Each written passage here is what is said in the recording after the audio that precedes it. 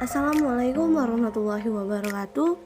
Perkenalkan, nama saya Sukarni Susilawati dari Prodi Hukum Tata Negara dengan nomor induk mahasiswa 20200213023. Mahasiswa semester 4 instansi perguruan tinggi di Institut Agama Islam Muhammad Azim Jambi. Tujuan saya dalam membuat video ini untuk memenuhi tugas hukum kelembagaan negara dengan dosen pengampu Pak Z. Haryanto SHMH.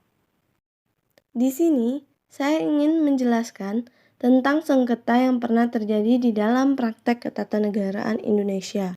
Langsung aja kita bahas yuk, sengketa yang pernah terjadi di dalam ketatanegaraan Indonesia. Saya mengambil contoh sengketa yang sering banget kita dengar, yaitu sengketa kewenangan antara Komisi Pemberantasan Korupsi atau yang sering kita kenal dengan KPK dengan Kepolisian Republik Indonesia terkait kasus korupsi simulator surat izin mengemudi atau SIM yang berimplikasi pada sengketa kewenangan lembaga negara.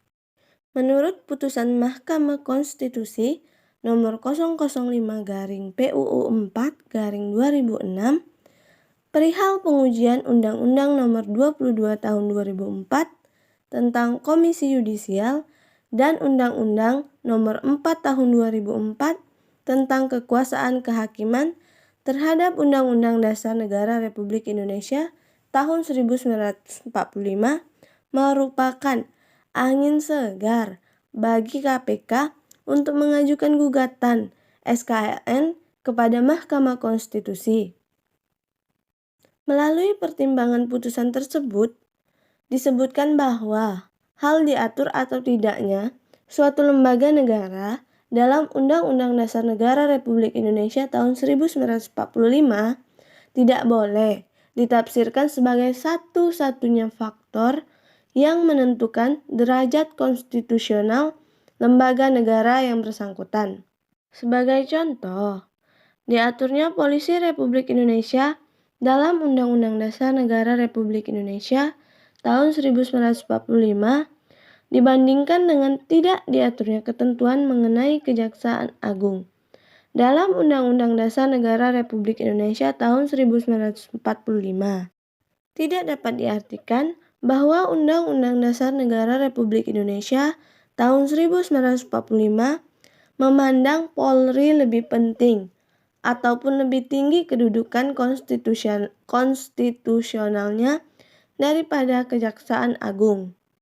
Penafsiran terkait hubungan antar lembaga negara yang digambarkan melalui putusan nomor 005/PUU 4/2006 tersebut memperkuat kedudukan KPK dalam beracara di Mahkamah Konstitusi. Putusan Mahkamah Konstitusi tersebut haruslah diutamakan karena salah satu fungsi Mahkamah Konstitusi adalah sebagai the final interpreter of Constitution, dan produk hukum dari Mahkamah Konstitusi dapat membatalkan sebuah undang-undang sehingga putusan Mahkamah Konstitusi dapat dianggap sejajar dengan undang-undang.